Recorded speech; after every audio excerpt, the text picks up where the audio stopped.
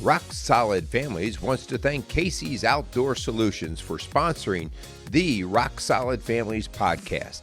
Casey's has grown to be one of the largest and most unique garden centers and gift shops in the Cincinnati tri-state area. Whether you are looking to take on that next landscape project or simply add a little home decor to your house, Casey's has you covered. Located at 21481 State Line Road, Lawrenceburg, Indiana. Call them today at 812-537-3800. Let Casey's help you add beauty to your home.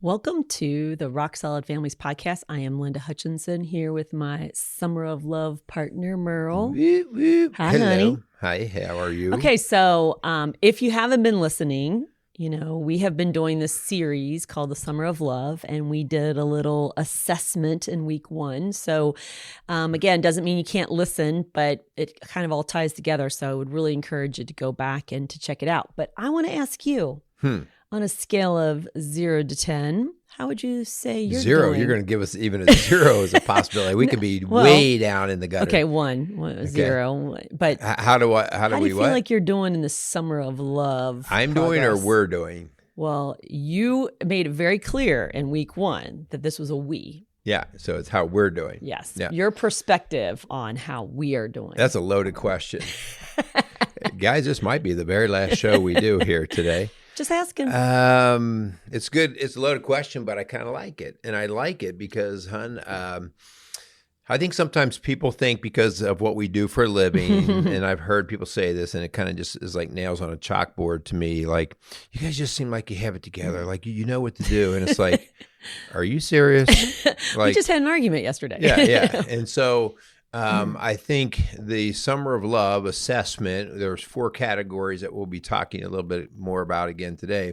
But the idea here is that, you know, sometimes you're hitting on all cylinders and sometimes you're not. So sometimes I think we do pretty good, but sometimes not so much. And in fact, I'll even reference, I don't know, what was it, hon, 2 or 3 weeks ago, we had a few weird days, and when I say weird, just we felt distant. We were busy, we were running around, and you even said, "Are you okay? Like I feel like we're distant." Yeah. And I think like you people, you guys out there, you need to hear that. Like no one is void of the problems. So these are the challenges that come in, and I said, yeah, I kind of get what you're saying. I feel like we're just.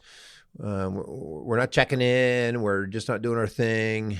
Not that we were mad at each other. We were just distant from each other. Well, yeah. And I looking back, that was before we left on vacation. And so that's always really a busy time for us because we're trying to get as many sessions, as many clients in before we leave town as possible. So we were kind of really bombarded. And then I felt like I was distracted by preparing, and then we had a daughter who got injured, and so that threw a real wrench into things, right? Then we were all of a sudden dealing with doctor's appointments and MRIs and things like that you know we weren't planning on, and so it's really easy. You know, the world wants to pull us apart. The default is, you know, hunker down and take care of self, and so it really does affect the we part of it. And so if you're not super intentional, and if you don't do these check-ins regularly, I mean, and that's what we're trying to get point in our story is you've got to be intentional about regularly checking in and recalibrating, refocusing, because it's so easy to fall off the rails.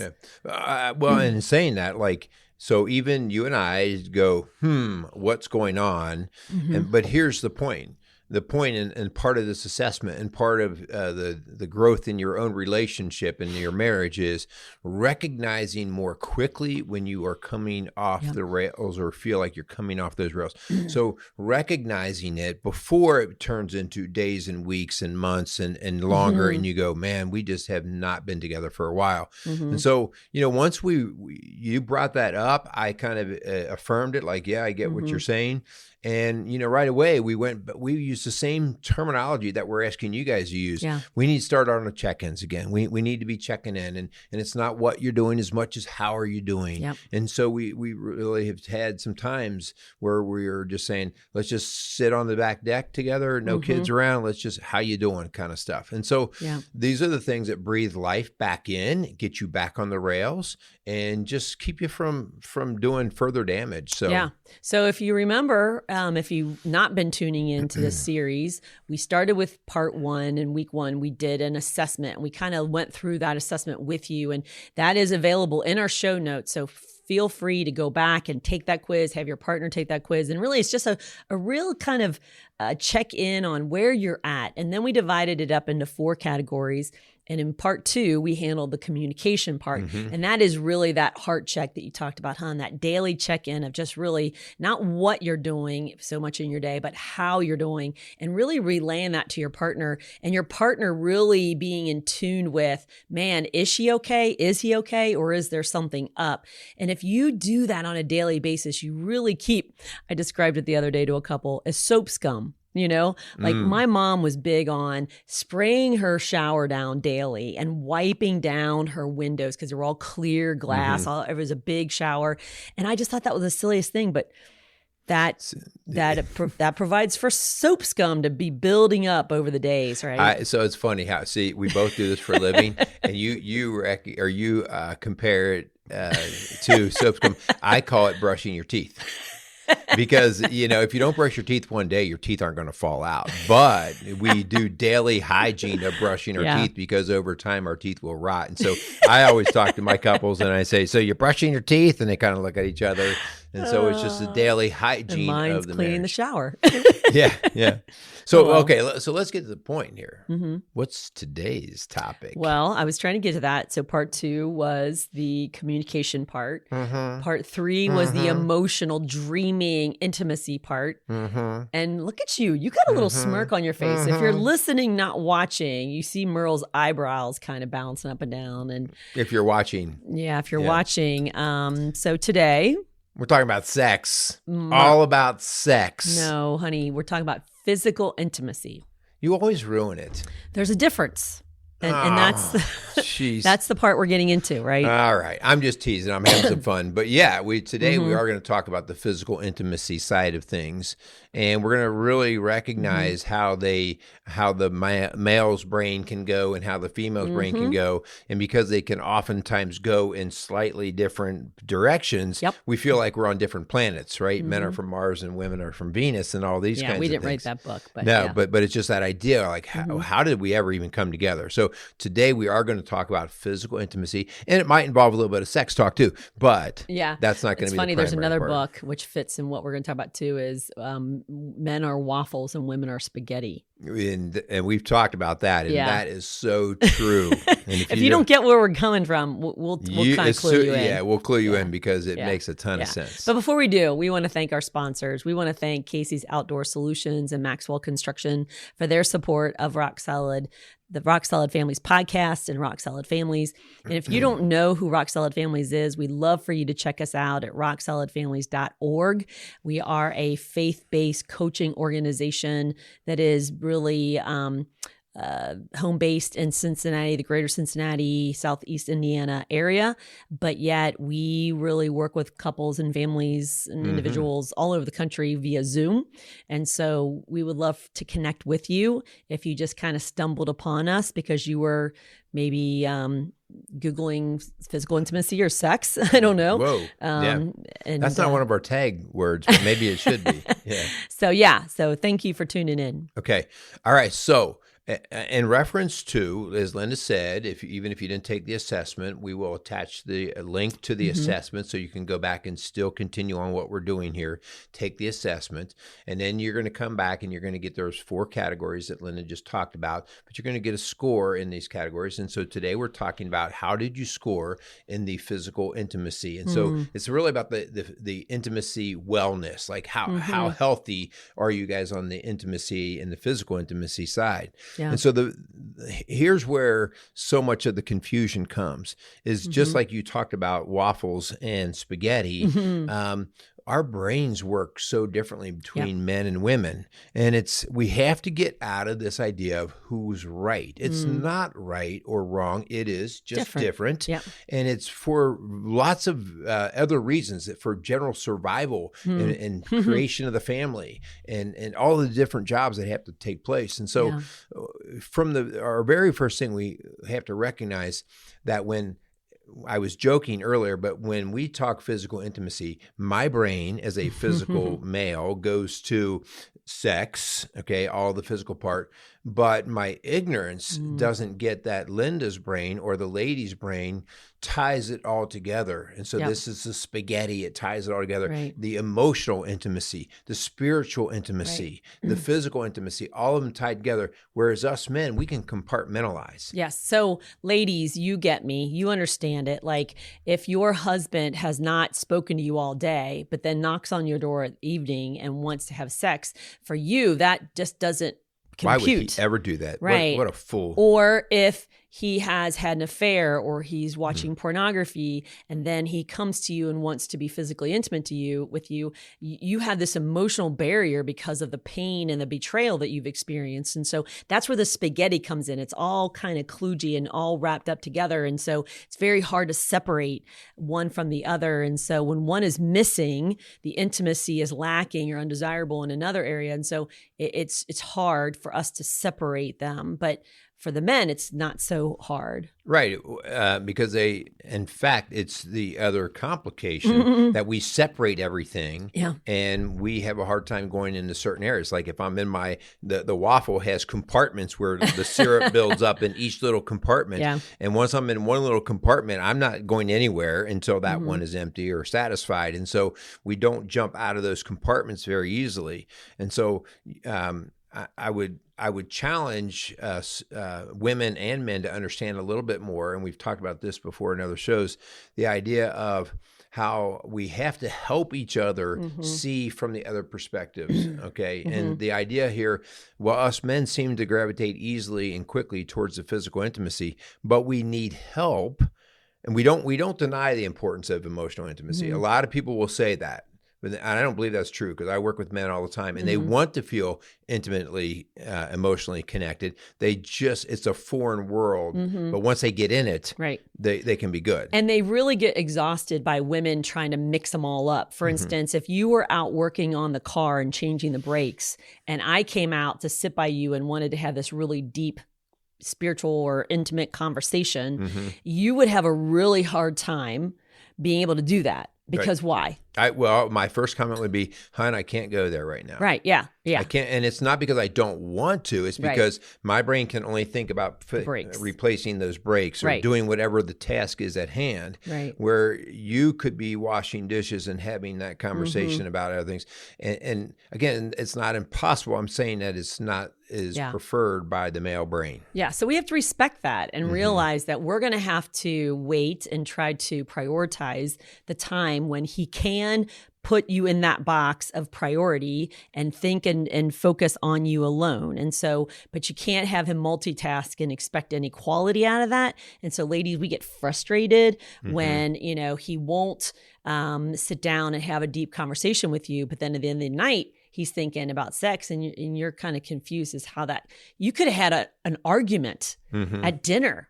and he is totally okay with having sex with Not you a later problem. on. And so Not a problem. you're thinking, how is that possible? Yeah. Well, it's because the men have compartmentalized things. So one of our ways in and through this to help you, if you recognize that the physical intimacy is not where the two of you would want it to be, one of the ways, a fast way in, and by the way, all of these are kind of interconnected. So communication and emotional connectedness, they're all kind of connected, okay? So we want to be improving all of the scores in all areas. Yes. But one way here is to, we have talked about this in other shows before, but the whole, I bring up the idea of foreplay, okay? And don't let your brain go to the gutter, guys. But the idea here of where does that concept even come about? Well, in traditional worlds of talking about sex education and those kind of things, we've always associated the foreplay with something that a woman needs to get warmed up to physical sex, okay? And what I would say is, okay, that's probably very true. We don't want to lose that. But we also need to know that men have to be warmed up in the other areas, in emotional intimacy, in spiritual intimacy. And that means, like you just said, hon, allow them to be breaking out of the compartment that they're in and give them time to come into the other. And so we talked about the idea of, most men, I can't tell you how many times I've thought of a man as being very quiet guy, not much of a talker.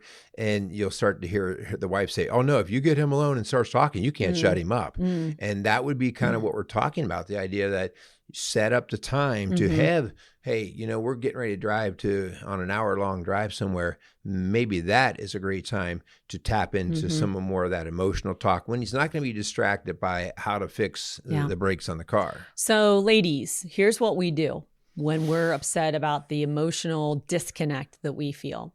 We will hold our men hostage in physical intimacy. And we think very justifiably that it's okay to do.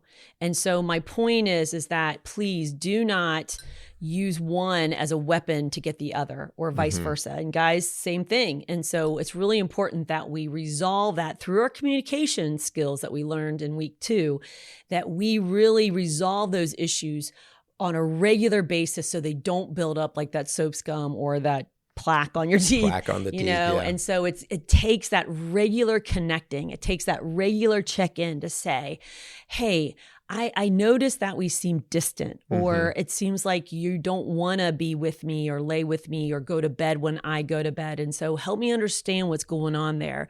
That could be the man speaking to the woman or the woman to the man.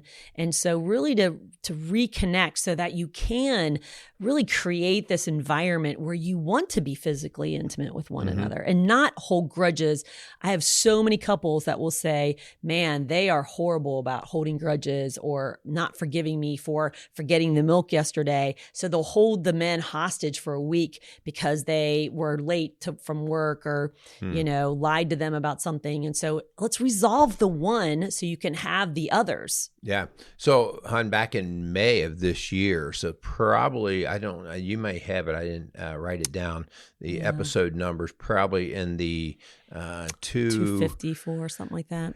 Probably a little before then. But anyways, back in May, we did an entire show on intimacy busters and intimacy builders. And so we would ask you, like, so in that show, we just talked about intimacy in general, and intimacy has actually 3 components: the emotional, the spiritual, and the physical. So today we're mostly leaning on the physical, but we quickly had to go in that if we're going to get the physical intimacy part, if we're going to improve it, we can't just throw aside the emotional and spiritual intimacy, because that's how the female brain is more connected. And so I would encourage you to maybe go back and take a look at that. But there are some really simple things that you can start to do, and just be aware of, like, if you scored low in that area, here are some things that we see right off the bat that make couple scores go down. One of them is just the harsh tongue, the criticism.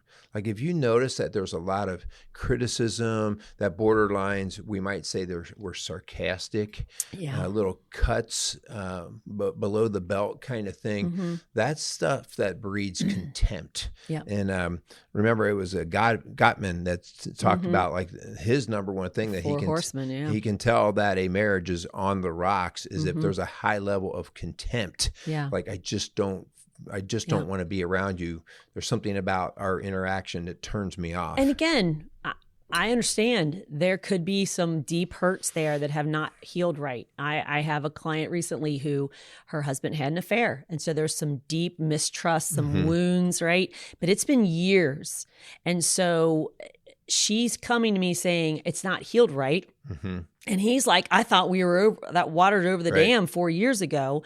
And so, is he continuing to feed that mistrust? Is he continuing to betray her? Or is this a wound that she's not healed right? And she's kind of hung it over his head, is almost like holding him hostage from a past mistake.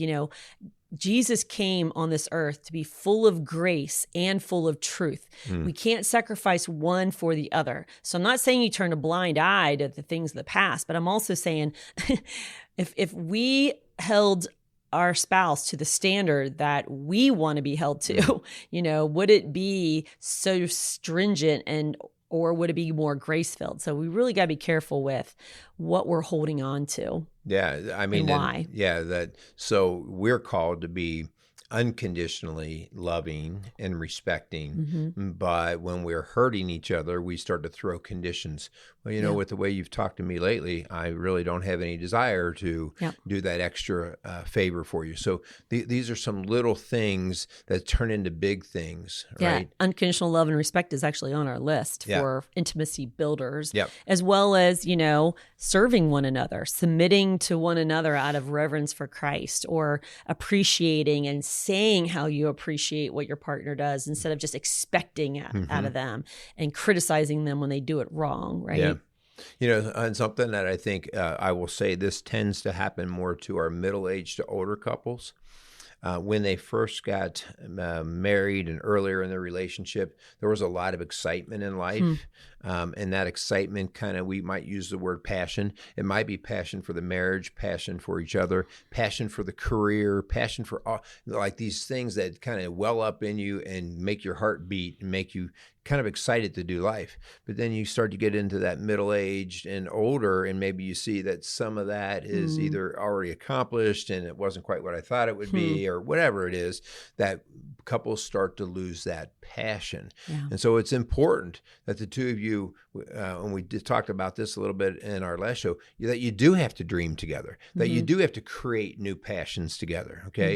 And it could be everything as simple from how you interact to how you dream to how you vacation to how you spend money, like all these different things, like what makes your heart beat. And I'll go one step farther. We see with middle-aged people and in their older years, there can be medical reasons why you just are like, man, I can't get passionate about anything. And at some level, we may call that depression. We may call that hormonal imbalance. So there can be other aspects that have made your marriage start to drift out, especially in the physical realm. Yeah. And laughing together. Man, if we're not able to laugh together, enjoy with being with one another. I mean, there's sometimes where I'll have somebody, one of the couple's partners say, I don't even want to come home. I'd rather stay at work, and work's not great, but at least I'm not in a firing squad. And so that's really important, that we're not nagging and complaining so much that your partner doesn't even want to come home to that. That's not going to want them to be physically intimate with you. If you've been out working till 9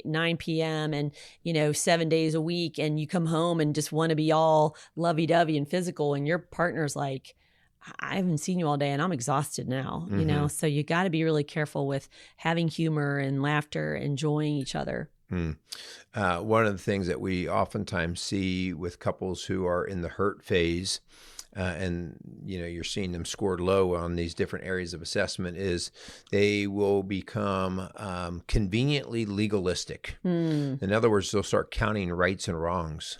The rights that they do. Well, I've done your laundry, I prepare meals, I clean the house, I earn a paycheck, like whatever it is, they'll count the rights. And then on the other side, they'll count the wrongs. Well, you did this wrong to me yesterday, you did this. And so when we are starting to hedge the relationship on legalism. We have disbanded the concept of grace, right, and mercy. And so it's really important when you see yourself drifting and getting low scores in that physical assessment with that intimacy. You got to remember, even though we're talking about physical, it's emotional and spiritual as well. There's a good chance now we're starting to weigh everything and we're measuring. And if you're into measuring, you will both lose. Hey, I'm just going to call out the guys on this one, because I've got guys who will keep track of how many days they've had sex. Like, okay, well, it was 3 days last week, but it's only 2 days this week. And so you must not love me as much. And it's like, really, is that equating the intimacy?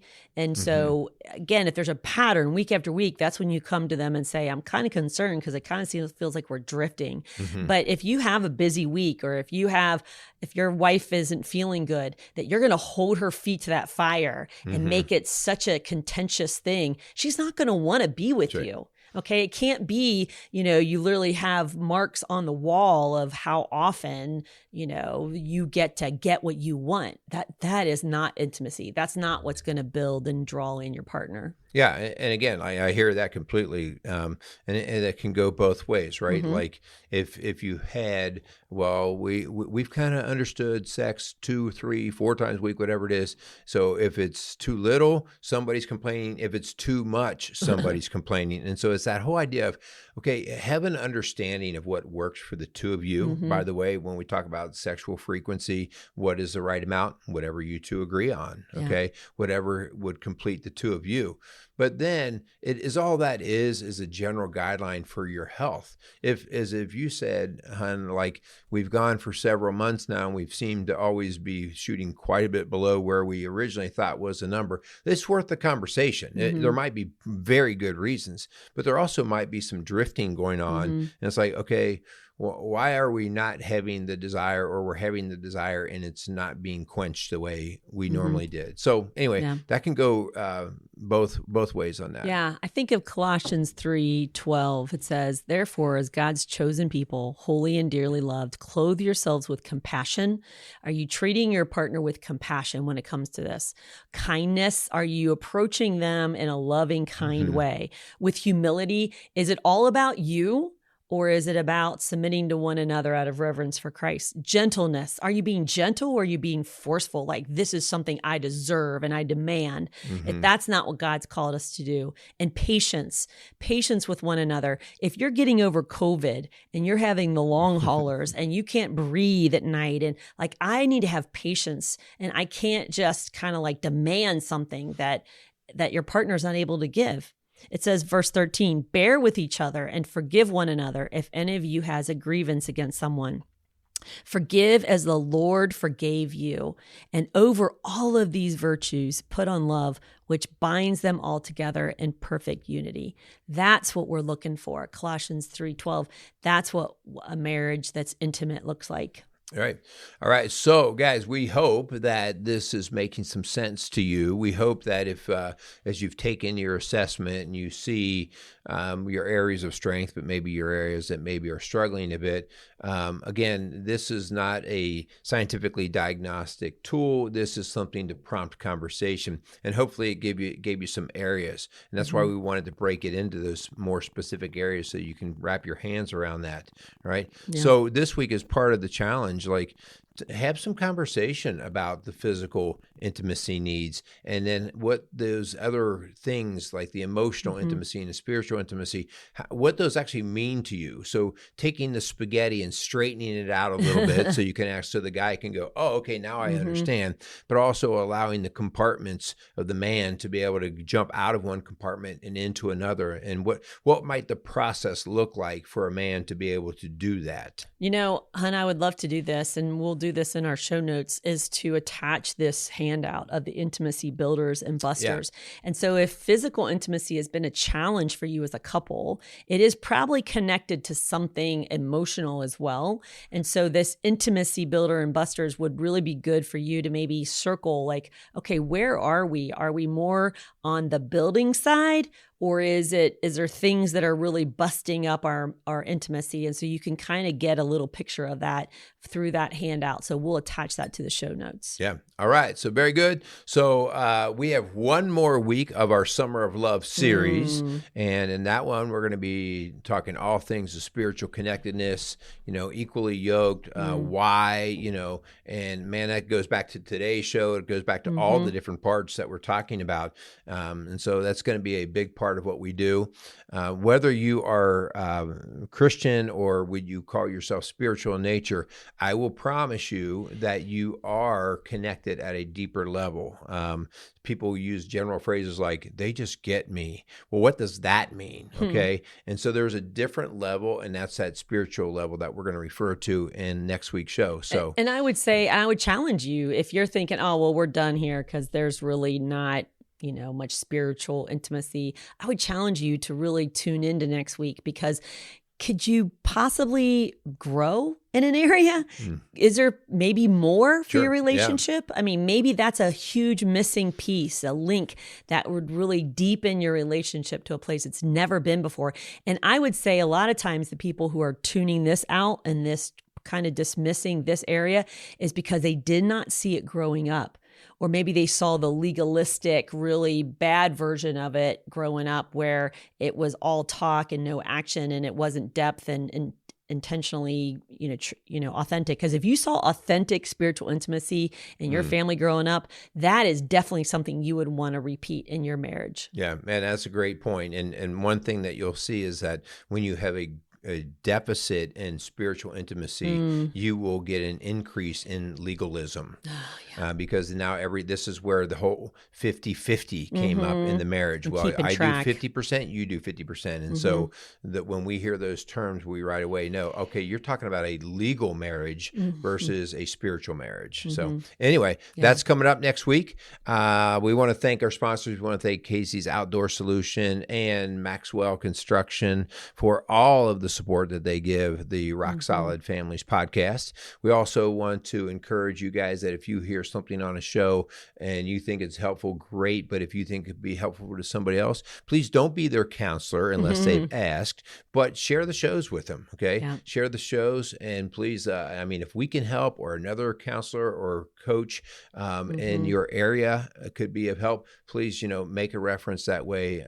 That would be a good help for them in the long haul. Yeah. And all of our shows go on our social media page. So we would love it if you would get on to Rock Solid Families Facebook page and click on this episode or other episodes and share them on your social media pages, because it really does help us to get the word out and really just try to create an environment of deeper, more intimate marriages and families. All right. So thanks again for listening to Rock Solid Families Podcast, building a stronger community, one family at a time. Make it a great day.